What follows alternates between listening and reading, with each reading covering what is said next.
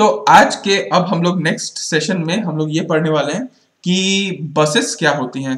देखो जनरली आप लोगों को हार्डवेयर में भी आप लोग देख ही चुके हैं और अभी रितेश का भी वीडियो देखे और पुराने वीडियो में भी देखे होंगे कि बहुत सारे ऐसे जो आपका कंप्यूटर है, कहाँ गया कंप्यूटर, इसमें आप लोग ये जो पूरा गुच्छा देख पा रहे होंगे, ये पावर केबल्स, मतलब जो पावर के लिए तो इधर उधर ये है क्या, बेसिकली ये ग्रुप ऑफ वायर्स हैं जो डेटा को इधर से उधर ले जाने में या पावर को इधर से उधर ले जाने में या कुछ भी चीज को इधर से उधर ले जाने में मदद करती हैं। ये ग्रुप ऑफ वायर्स हैं बेसिकली, इन्हीं को आम भाषा में बस कहा जाता है। ठीक है, तो नॉर्मल हमारे चलत फिरत भाषा में क्या बोलते हैं कि गुच्छेदार वायर, कुछ भी बोल सकते हैं ऐसा, लेकिन टेक्निकल भाषा में जब ग्रुप ऑफ वायर्स हों जो एक साथ डेटा को ट्रांसमिट करने में मदद करते हैं, उनको हम लोग बस बोलेंगे। ठीक है, तो आप लोगों को मैं बस के बारे में थोड़ा सा जानकारी देता हूं। बस क्या है? बस जैसा कि हम लोगों ने देखा, ये ग्रुप ऑफ वायर्स हैं। ग्रुप ऑफ वायर्स जो कहाँ लगते हैं? इनसाइड द कंप्यूटर या कोई भी कंप्यूटिंग डिवाइस के अंदर लगते हैं। चाहे आप माइक्रो प्रोसेसर्स के अंदर में देख लीजिए, कोई भी रोबोट्स, किसी भी चीज के जो कंप्यूटिंग डिवाइस है उसके अंदर में अगर आप देखते हैं, जो ग्रुप ऑफ वायर्स होते हैं जो इंटरनल कंपोनेंट को कनेक्ट करने में मदद करते हैं। मतलब कि मान लीजिए यहाँ पे एक पावर कॉर्ड वो था, सप्लाई था, और उसको हम लोग अलग अलग, जैसे 24 पिन का आप लोगों ने देखा था ना, वो सब जो कनेक्ट किए थे, 4 पिन का आपने देखा था, उससे कनेक्ट किए थे। और आप लोगों ने ये भी देखा था कि बाहर एलईडी लाइट था, एलईडी लाइट को यहाँ पे केबल्स में कनेक्ट कर रहे थे। आप लोगों ने ये भी देखा था कि बाहर यूएसबी, फ्रंट पैनल में यूएसबी का पोर्ट था जिसको अंदर से कनेक्ट किए थे।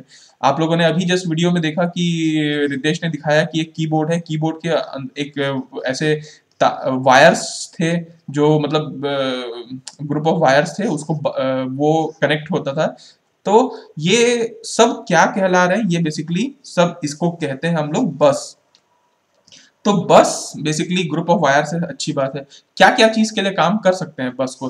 तो बस को हम लोग डेटा शेयरिंग के लिए भी काम किया जा सकता है। मतलब कि आप लोगों ने देखा होगा कि यूएसबी जो जैक था उसको हम लोगों ने अंदर कनेक्ट किया था। तो बेसिकली डेटा को जब इधर से उधर भेजना होता है तो हम लोग क्या कर सकते हैं? ग्रुप ऑफ वायर्स को हम लोग एक साथ करके यहाँ पे एक जैक बना सकते हैं, यहाँ पे एक जैक, और यहाँ से यहाँ डेटा ट्रांसमिट हो जाएगा। आपको मैंने डेटा ट्रांसमिशन वाला टॉपिक में बताया था कि डेटा सीरियल भी होता है ट्रांसमिट और पैरेलल भी होता है। आपको ने बहुत सारा बताया था ना, सीपो होता है, पीपो होता है, पैरेलल इन पैरेलल आउट, बहुत सारे ऐसे चीजें आपको मैंने डेटा ट्रांसमिशन के समय भी बता रखी है। तो बस से क्या होता है? डेटा ट्रांसमिट होता है, ये दोनों मोड में हो सकता है, सीरियल में भी और पैरेलल में भी। ठीक है, ये कितने एक साथ हो सकते हैं? इवन मतलब आप एक बिट ऑफ डेटा एक बस से भी कर सकते हो, आप 2 वायर से 2 बिट ऑफ डेटा भी कर सकते हो, 4 बिट ऑफ डेटा भी एक साथ कर सकते हो, 8 बिट ऑफ डेटा भी एक साथ कर सकते हो। ठीक है, और डेटा शेयरिंग के लिए जो बस का इस्तेमाल होता है उसको कहते हैं डेटा बस। ठीक, तो ये बड़ा इंपॉर्टेंट होता है किसी भी प्रोसेसर के लिए। आप ध्यान दीजिएगा कि कोई भी प्रोसेसर होता है उसमें जरूरी ये देखते हैं कि कितना बिट का डेटा बस है। ठीक है, तो ये हमेशा ध्यान दीजिएगा। जैसे मैंने आपको बताया है कि माइक्रो प्रोसेसर एक आता है 8085, ये एक माइक्रो प्रोसेसर होता है। एक माइक्रो प्रोसेसर 8086 होता है। ये माइक्रो प्रोसेसर आपको मैंने कल बताया था शायद कि इसमें जो डेटा बस है वो 8 बिट का होता है और इसमें जो डेटा बस है वो 16 बिट का होता है। ठीक, तो ऐसे मतलब 8 बिट ऑफ डेटा एक साथ ट्रांसमिट हो सकते हैं, इसमें 16 बिट ऑफ डेटा एक साथ ट्रांसमिट हो सकते हैं। तो ये ब्यूटी है, ये डेटा बस की फैसिलिटी है। दूसरी बात, बस की दूसरी फैसिलिटी ये है कि ये एड्रेसिंग के लिए भी मदद करता है। एड्रेसिंग का मतलब होता है कि मेमोरी लोकेशन को पॉइंट करना। मतलब मेमोरी लोकेशन, अब देखिए हार्ड डिस्क तो इतना बड़ा है, कितना एड्रेस हो सकता है। एड्रेस का मतलब आप समझ रहे हैं ना, जैसे मेमोरी लोकेशन, मेमोरी लोकेशन मतलब आप मान के चलिए कि ये आपका मेमोरी है, इसमें अपन क्या किए, छोटे छोटे छोटे छोटे छोटे छोटे छोटे स्लॉट्स बना दिए कि ये वाला जो पोर्शन ऑफ मेमोरी है इसको अपन बोलेंगे 0000H, इसको बोलेंगे 0001H। H मतलब हेक्साडेसिमल में लिख रहे हैं अपन ये वैल्यूज को, है ना। जनरली क्या कंप्यूटर मेमोरी ऐसे ही लिखा जाता है। आप लोग जब कभी आपको कभी पढ़ने का मौका मिलेगा कंप्यूटर मेमोरी के अंदर में, मतलब कंप्यूटर मेमोरी को अगर आप लोग डिटेल में पढ़ेंगे तो उसका आप लोग ये पेजिंग सिस्टम पढ़ेंगे, उसका पूरा एड्रेसिंग तरीका पढ़ेंगे कि कैसे इसमें एड्रेसिंग होता है। तो ये एड्रेस हेक्साडेसिमल में ही होता है, पहली बात याद रखना। ये इससे स्टार्ट होता है 00001H से, फिर 0010 है, फिर 0011 है, ऐसे चलता जाता है। ये FFFFH तक चलता है, ठीक है। ऐसा होता आप जानते हैं ना, क्योंकि हेक्साडेसिमल में 0 से F तक ही लास्ट तक जा सकता है।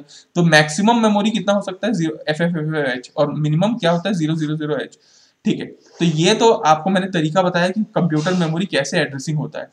अब इस मेमोरी लोकेशन में मान लीजिए सामान है, हमारा कोई डेटा है, इसको हम लोगों को फेच करना है, या फिर हो सकता है कि इस वाले मेमोरी लोकेशन में हम लोगों को डेटा को राइट करना है। तो अब ये मेमोरी लोकेशन को भी तो पहुंचाना पड़ेगा ना। आप कहीं से सीपीयू के या मेन मेमोरी से, आप सिस्टम मेमोरी से मेन मेमोरी तक आप जाते हैं, आप कोई एड्रेस को पॉइंट करते हैं कि भैया इस पर्टिकुलर एड्रेस से मेरे को डेटा फेच करना है या डेटा डालना है। तो उस एड्रेस को एक जगह से दूसरी जगह लेके कैसे जाएंगे? लेके जाने के लिए तो आपको बस की जरूरत पड़ने वाली है। तो बस बेसिकली इतना सारा जो डेटा है उसको, डेटा मतलब ये एड्रेस वाला जो डेटा है, एड्रेस को पॉइंट करना बेसिकली, उसको किससे कैसे लेके जाएगा? तो बस के माध्यम से। तो इसमें ज्यादा नंबर ऑफ वायर्स होने चाहिए ना, तभी तो ज्यादा बड़े लोकेशन तक पहुंच पाएगा, ठीक है। तो इसलिए एड्रेस बस, ये जो एड्रेस के लिए जो बस का इस्तेमाल होता है उसको बोलते हैं एड्रेस बस। तो ये दो बसेस को हमेशा याद रखिएगा, खासकर इलेक्ट्रॉनिक स्टूडेंट, मैकेनिकल स्टूडेंट, तो बिल्कुल याद रखिएगा ही रखिएगा। और जो रोबोटिक्स में काम करना चाहते हैं वो हमेशा याद रखिएगा, क्योंकि आपको कभी भी कंप्यूटर पे, मतलब ये उस पर काम करना है माइक्रो प्रोसेसर्स वगैरह पे, तो आपको ये दो बस के बारे में हमेशा याद रखना है, डेटा बस और एड्रेस बस। डेटा बस किस लिए काम आता है? डेटा को इधर से उधर ले जाने के लिए। एड्रेस बस किस लिए काम आता है? एक लोकेशन को पॉइंट करने के लिए, ठीक है। तो अगर मैं आपको ऐसा बोलूं कि बस, डेटा जो बस है और एड्रेस बस है, इन दोनों में अंतर क्या है, तो मैं आपको बोलूंगा कि ये डेटा बस बाई डायरेक्शनल होता है, क्योंकि डेटा तो इधर से उधर भी जा सकता है, उधर से इधर भी जा सकता है। लेकिन एड्रेस बस जो होते हैं वो एक यूनि डायरेक्शनल होते हैं, मतलब जब इधर से एड्रेस पॉइंट करना है, इधर का एड्रेस पॉइंट करना है, तो एक ही दिशा में एड्रेस पॉइंट किया जाएगा। तो ये ऐसा होता है, अच्छी बात है। अब मुद्दे की बात यह है कि जो डेटा बस होता है 8, 16 बिट जितने भी का होता है, ठीक है। एड्रेस बस जो होते हैं वो जितने भी बिट के होंगे ना, उससे आपका टोटल मेमोरी पता चल जाएगा, ठीक है। जैसे कि मैं आपको बताता हूं, अगर आपका 8085 माइक्रो प्रोसेसर की बात करता हूं, 808 एक माइक्रो प्रोसेसर है बेसिकली, उसका नाम 8085 है। उसमें जो डेटा बस होता है वो 8 बिट का होता है, मतलब 8 बिट एक साथ इधर उधर जाते हैं, अच्छी बात है। इसमें जो आपका एड्रेस बस होता है वो 16 बिट का होता है, ठीक है। इसका मतलब यह है कि 16 बिट एड्रेस को आप एक साथ पॉइंट कर सकते हो, मतलब एक जब पॉइंट करने जाओगे तो 16 बिट को आप एक साथ रिप्रेजेंट कर सकते हो, ठीक है। 16 बिट में देखिए बेसिकली क्या होता है, अगर कोई भी, ये आप जानकारी के लिए याद रखिएगा कि कोई भी जो एड्रेस के बस होते हैं, जितने भी एड्रेस के बस होंगे, उसका 2 टू दी पावर अगर आप करेंगे तो आपको टोटल मेमोरी लोकेशन पता चल जाएगा कि कितना मेमोरी लोकेशन वहां पे मेमोरी में स्टोर है, ठीक है। तो 2 टू दी पावर 16 आप समझ सकते हैं कितना होता है? 2 to the power 10 into 2 to the power 6, 2 to power 6 कितना होता है, कोई बताएगा?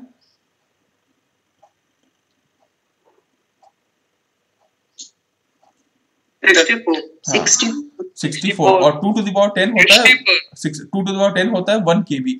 तो 64 केबी, मतलब अगर 8085 माइक्रो प्रोसेसर का अगर आपको कोई बोले कि कितना memory location, total memory location है जिसको पॉइंट किया जा सकता है, तो आप क्या बोलेंगे?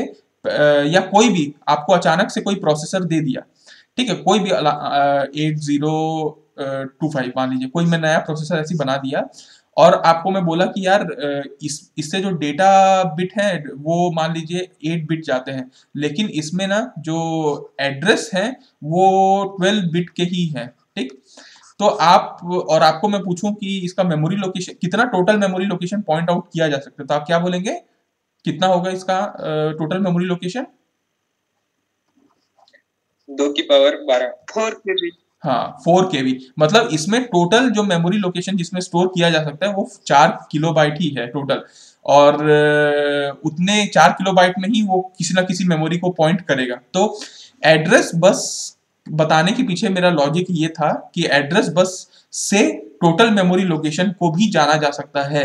ये बात आप हमेशा याद रखिएगा कि total number of bit 2 to the power total number of bit of address bus is equal to total memory location जिसको वो पॉइंट कर रहा है। और जो डेटा बस के जितने बिट होते हैं वो ये बताते हैं कि कितना जो डेटा है वो एक साथ इधर से उधर ट्रांसमिट हो सकता है। तो आपको मैंने दो चीज तो बता दिया, बस का दो यूज, एक डेटा शेयरिंग के लिए काम आता है बस, दूसरा एड्रेसिंग पर्पस के लिए भी काम आता है बस।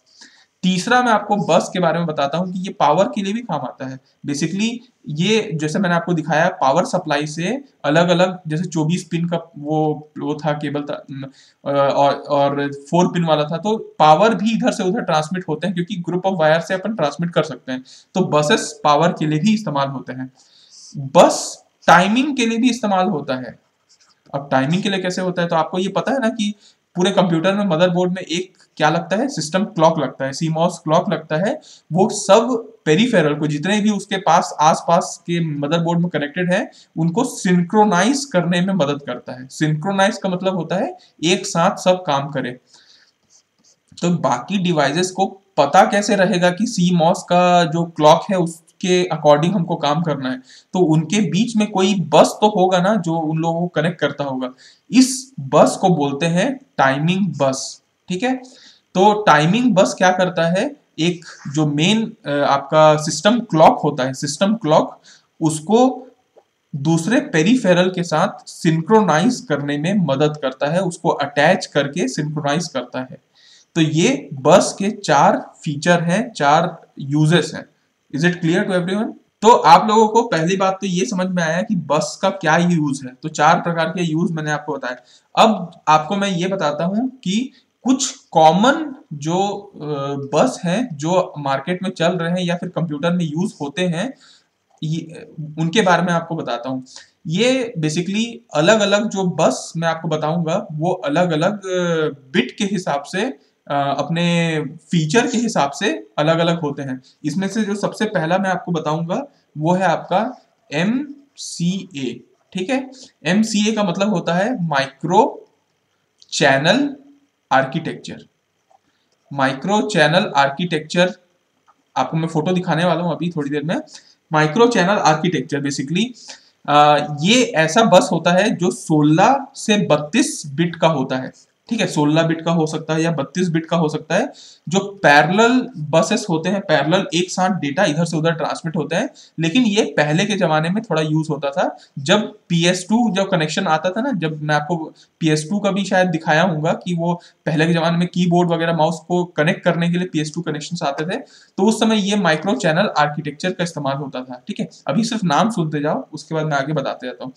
दूसरा आपको मैं एक बस के बारे में बताने वाला हूँ या दिखाने वाला हूँ, वो है आपका ISA। इसके बारे में शायद मैं आपको पहले भी बता चुका हूँ। इसका मतलब होता है इंडस्ट्री स्टैंडर्ड, ठीक है, आर्किटेक्चर। जब MCA से बात नहीं बनी और MCA से उतना ज्यादा अच्छा नहीं लगा, तो हम लोग इंडस्ट्री स्टैंडर्ड आर्किटेक्चर में गए, क्योंकि हमको ऐसा लगा कि एक इतने सारे डिवाइसेस हैं, सबके लिए एक स्टैंडर्ड होना चाहिए बेसिकली।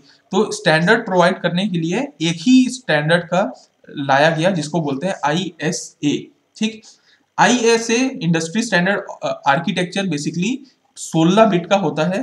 ठीक है, ये एक इंटरनल बस है जो IBM कंपनी ने अपने PC के लिए लाया था और उसके बाद फिर इसको स्टैंडर्डाइज करने की कोशिश की, तो ये ISA कहलाता है। ठीक है, इसी में जब तीसरा आया तो इसको ऐसा किया गया कि थोड़ा सा इसको और बढ़ाया जाए, ये जो 16 बिट का जो सिस्टम है इसको और बढ़ा के EISA बनाया गया, जिसका नाम है extended industry standard architecture. Basically ये 32 बिट का आर्किटेक्चर था, 32 बिट के डेटा इधर से उधर चले जाते थे और मोर देन 1 PC अगर बस को शेयर करना चाहें तो इसमें कर सकते थे, क्योंकि एक्सटेंडेड वर्जन है। और देखिए अब इसके बाद जो आया वो था आपका पीसीआई। आपको पता होगा कि पीसीआई के बारे में हम लोगों ने पढ़ रखा है, पीसीआई पेरिफेरल कंपोनेंट इंटरकनेक्ट। और इसके बाद जो आया वो आपका एजीपी आया, जो एक्सेलरेटेड ग्राफिक्स जो पोर्ट होते हैं वो आपका आया, ठीक। और इसी में पीसीआई के बाद में पीसीआई एक्सप्रेस आया, ये सब है। तो ये सब आप लोग एक्सपांशन स्लॉट्स नाम के टॉपिक में भी पढ़ सकते हैं और यहाँ पे भी देख सकते हैं इसको। तो आपको मैं फोटो कुछ दिखाता हूँ, देखिए ये जो आप लेफ्ट हैंड साइड पे देख पा रहे होंगे ये माइक्रो चैनल आर्किटेक्चर है, ठीक है, जो हम लोगों ने पहले बात किया। माइक्रो चैनल आर्किटेक्चर सबसे पहले आया था, ये 16 बिट या 32 बिट के पैरेलल कंप्यूटर बस थे, जो कि PS2 सिस्टम में, देखिए आप यहाँ पे देख पा रहे होंगे, PS2 कंप्यूटर सिस्टम्स के समय में इस्तेमाल होते थे। इसके बाद आप लोग ये वाला सिस्टम देखे होंगे, इसको बोलते हैं industry standard architecture. Industry standard architecture बिल्कुल 16 बिट इंटरनल बस था, और ये IBM PC ने बनाया था, जैसा आपको मैं बताया, ठीक है। बेसिकली ये इनपुट आउटपुट चैनल के लिए बनाया गया था आपका IBM के द्वारा। लेकिन इसी के बाद में ये आया एक्सटेंडेड ISA। एक्सटेंडेड में थोड़ा सा ये और बढ़ गया, 32 बिट का हो गया, और इसमें एक से अधिक पीसी भी बस को शेयर कर सकते थे, ये फैसिलिटी भी दिया हुआ था। ये ज्यादा बेटर सूटेड था अगर बैंडविड्थ के टर्म्स में अगर अपन बात करें, या कोई इंटेंसिव टास्क के लिए इसको परफॉर्म करना होता है, कोई पर्टिकुलर डिस्क एक्सेस करना है या नेटवर्किंग के लिए, तो हम लोग इसका इस्तेमाल कर सकते थे। इसके बाद आप लोगों को बहुत सारी चीज आई, जैसे पीसीआई आया। आप पीसीआई को तो पहले भी देख चुके हैं, पेरिफेरल कंपोनेंट इंटरकनेक्ट। ये भी 32 के आगे ये बढ़ चुका है, और 32 के बाद ये 64 बिट तक पहुंच चुका है, ठीक है। तो 64 बिट तक पीसीआई का कमांड है, पैरेलल डेटा इसमें जाता है, कोई भी हार्डवेयर इसमें अपन कनेक्ट कर सकते हैं, ठीक है। और कोई भी जो हार्डवेयर अपन पेरिफेरल कंपोनेंट इंटरकनेक्ट में कनेक्ट करते हैं, वो क्या होता है, वो मास्टर की तरह काम करता है, और ये हो जाता है स्लेव।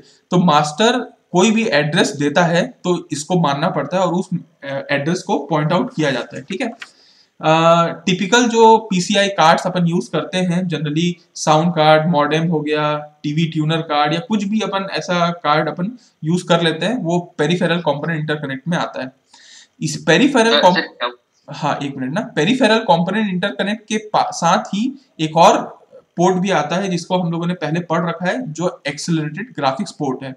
ये क्यों काम आता है, जब कभी भी हम लोगों को 3D कंप्यूटर ग्राफिक्स की जरूरत पड़ती है, जहां पे हम लोगों को जो डेटा है या इंफॉर्मेशन है वो बहुत हाई रेट में ट्रांसमिट करना है, और उसके लिए हम लोग वेट नहीं कर सकते कि कभी वो रैम में लोड होगा, रैम से वो मेन मेमोरी में जाएगा। तो हम लोग क्या करते हैं, डायरेक्ट मेमोरी एक्सेस से करते हैं, मतलब डायरेक्ट मेमोरी से कैसे एक्सेस कर सके, तब हम लोगों को AGP की जरूरत पड़ती है, एक्सेलरेटेड ग्राफिक्स पोर्ट की। क्योंकि इसमें अगर ग्राफिक्स कार्ड डला है तो तुरंत वो डायरेक्ट मेमोरी से एक्सेस करेगा और चीजें लेके आएगा। तो कभी भी आपका जैसे कोई सॉफ्टवेयर है, ऑटोकैड या कुछ भी आप चला रहे हैं नॉर्मल बिना ग्राफिक्स कार्ड के, तो वो क्या होता है, टाइम लेता है, लैगिंग आती है। क्यों? क्योंकि वो बेचारा पहले लोड होता है, फिर उधर से आता है, टाइम लगता है। अगर ग्राफिक्स कार्ड डला हुआ है तो आप क्या कर सकते हैं, सीधा सीधा डायरेक्ट मेमोरी एक्सेस करिए, और उसकी ग्राफिक्स आपको और अच्छी निखर के आती है, लैग नहीं होता। तो ये है आपका AGP।